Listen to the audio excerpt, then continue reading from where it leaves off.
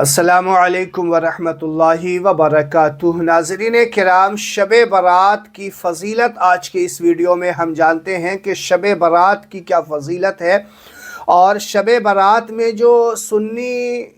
صحیح العقیدہ جو شب برات کا حلوہ بناتے ہیں اور نیاز فاتحہ کرواتے ہیں، یہ کہاں تک جائز ہے۔ بہت سارے ہمارے دیوبندی علماء جو ہیں بہت سارے بیانات کے اندر، ویڈیوز کے اندر ڈائریکٹ کہہ دیا کرتے ہیں کہ شب برات کی کوئی حقیقت نہیں ہے، شب برات کا حلوہ جائز نہیں ہے،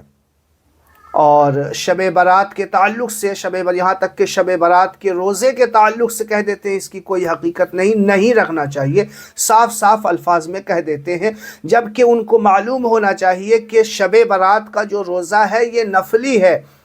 اور شعبان المعظم کے روزے کے بارے میں اللہ کے رسول صلی اللہ علیہ وسلم نے خود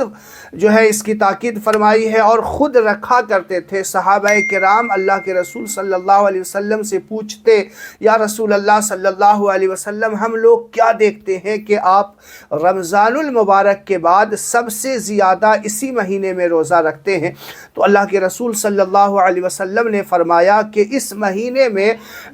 انسان کے بندے کے اعمال رب کی بارگاہ میں پیش کیے جاتے ہیں، تو میں چاہتا ہوں کہ جب میرا اعمال میرے خالق کی بارگاہ میں، میرے مالک کی بارگاہ میں پیش کیا جائے تو میں صائم کی حالت میں ہوں، یعنی روزے کی حالت میں ہوں۔ اور فرمایا کہ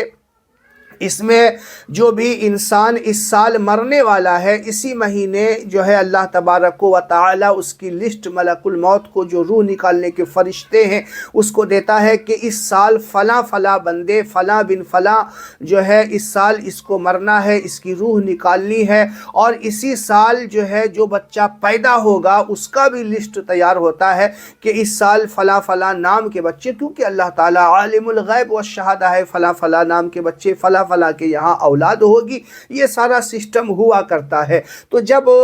جو ہے انسان کی موت کا تعین بھی اسی مہینے میں ہوتا ہے، تو اللہ کے رسول صلی اللہ علیہ وسلم نے فرمایا کہ میں چاہتا ہوں کہ جب میرے اجل کا جو ہے نام لکھا جا رہا ہو، اجل کا وقت بتایا جا رہا ہو، تو میں اس حالت میں روزے کی حالت میں ہوں، صائم کی حالت میں ہوں۔ تو نفلی روزے تو اس میں رکھیں گے تو 15 شعبان بھی آئیں گے۔ شعبان کے مہینے میں جب اللہ کے رسول روزہ رکھتے تھے، اور کہا گیا ہے 27 رمضان تک روزہ رکھو، 3 دن جو ہے ریسٹ کرنے کے لیے، رمضان کی تیاری کے لیے چھوڑ دو، تو ظاہر سی بات ہے 1 شعبان سے لے کے 27 شعبان تک جب روزے کی تاکید ہے تو اس میں 15 شعبان بھی آئیں گے، 14 شعبان بھی آئیں گے۔ تو پھر یہ جو کہہ دینا کہ ڈائریکٹ کہ اس کے روزے کی کوئی حقیقت ہی نہیں ہے، تو میری سمجھ سے یہ بالکل بے وقوفی والی بات ہے اور کم علمی والی بات ہے، اور یہ دل میں سنیوں سے جو بغض و حسد ہے نا جو ہے یہ ظاہر ہوتی ہے ان کی، کہ وہ فرمان رسول کو بھی بھلا دیا کرتے ہیں۔ اب رہی بات شب برات کے حلوے کی،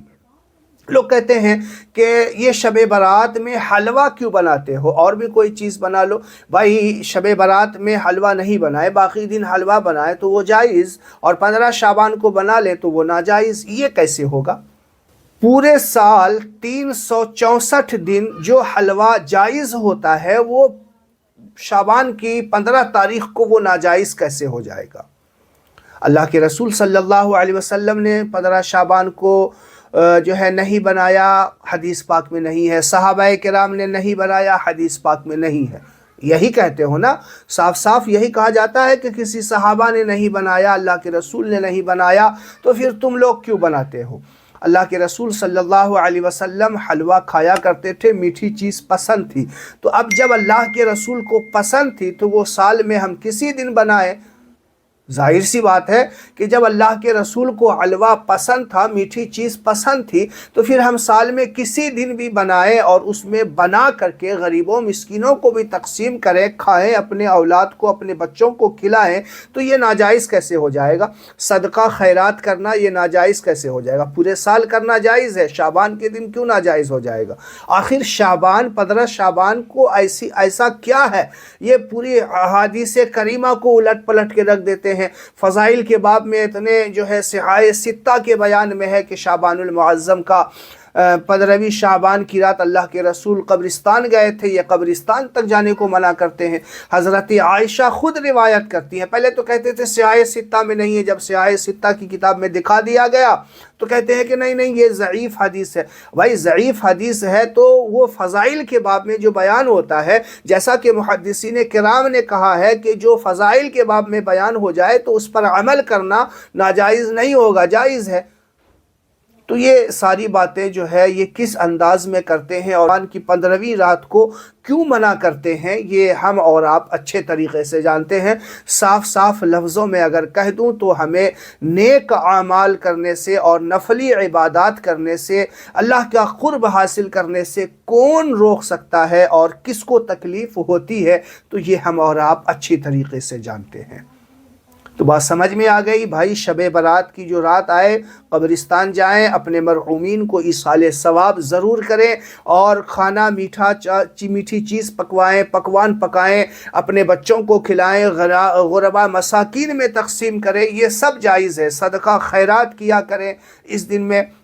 अगर अड़ोस पड़ोस में ऐसे हैं जिसको जो है मुहैया नहीं हो पा रहा है तो उनके यहाँ जो है मीठी चीज़ बना करके भेजें ताकि उनके भी बच्चे खाएं। तो ये सारी चीज़ हर एंगल से जायज़ है, किसी एंगल से नाजायज़ नहीं है। जो लोग कहते हैं वो उनको कहने दीजिए, बकने दीजिए, क्योंकि वो लोग जो है क्या समझते हैं अल्लाह बेहतर जाने। अल्लाह ताला हम सब को अक़ल सलीम से नवाजे। अस्सलामु अलैकुम व रहमतुल्लाहि व बरकातहू।